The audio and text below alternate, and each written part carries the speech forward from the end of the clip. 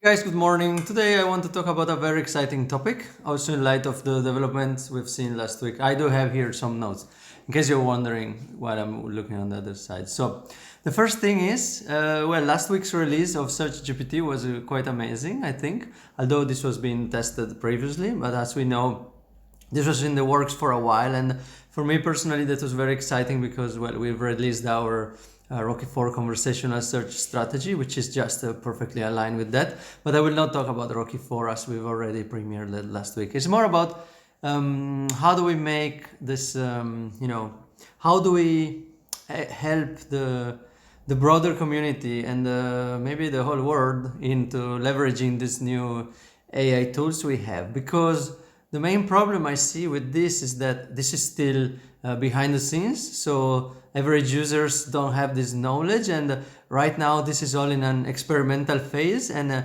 as much as it's beautiful that we have all these advancements in tech and we are trying these innovations behind the scenes, what's still missing is the usage of the larger population. And although I'm not in favor for a world where everything is controlled in general, I do think this thing is coming whether we like it or not. So here are some thinking and brainstorming thoughts that I wanted to share. So the first thing is, in my opinion, what will change in terms of mass adoption will be when at the installation of a new computer or a smartphone, when you buy it from the store, you'll be asked whether or not you want to use Search GPT for search.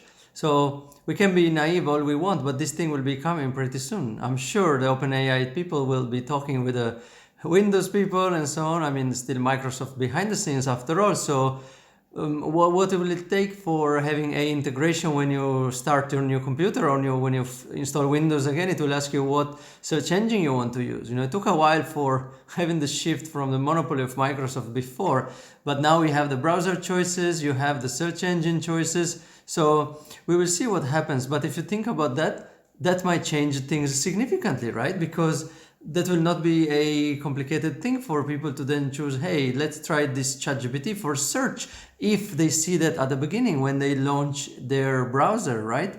Or install their browser, because again, right now is something you have to do proactively, and the normal average users, they don't know this. So unless we tell them, they will not know. For instance, I've showed my dad how to use Search GPT the other day with the voice commands, and although he was maybe not so much into it, he was definitely intrigued that he can interact with a voice with that thing. It's a much simpler, right? You just speak to the thing, it will search for you, and it's not the same as doing a Google search with voice, because the conversational aspect is completely different there.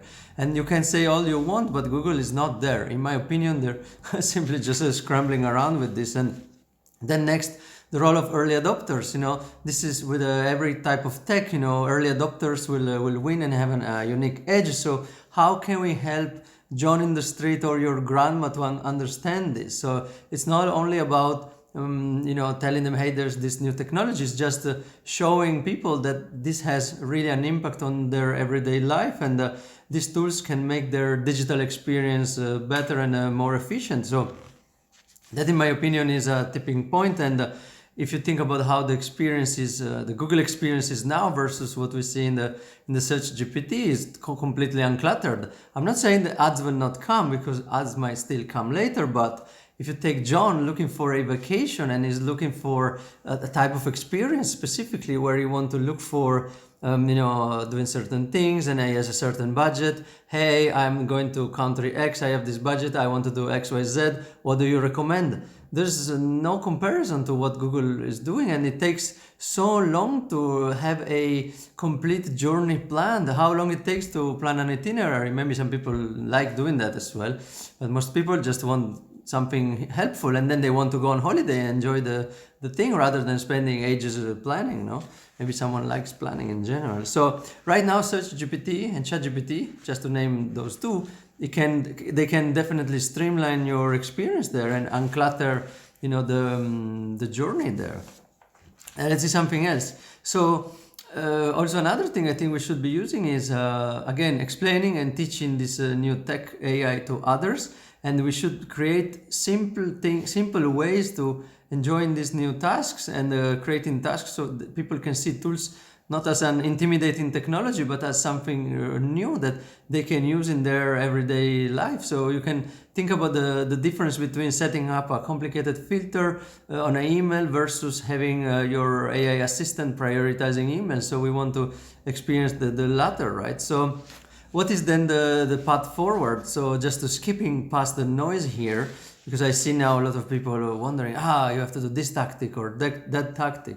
So in my opinion, we need to be proactive in educating people, showing people, whether you're working in a company client side or you're working in an agency, educate people, educate your clients about what's coming, what's possible, what you can do, what you cannot do right now, and what is coming. Even maybe showing a family member or a coworker the benefits of AI search and the assistant. And the tipping point, in my opinion, will be approaching soon. So the more we are outspoken on this tech and informing others how things might change and the way people search differently is going to make a difference. So this video went a bit long. Thank you so much for tuning in, but I wanted to touch on these aspects, which in my opinion are quite key these days. And let me know in the comments what you think, and feel free to follow me on LinkedIn, and you'll find more information about me on my site, some my thoughts on Gabriel's thoughts on the website. Thank you so much and have a great day. Bye.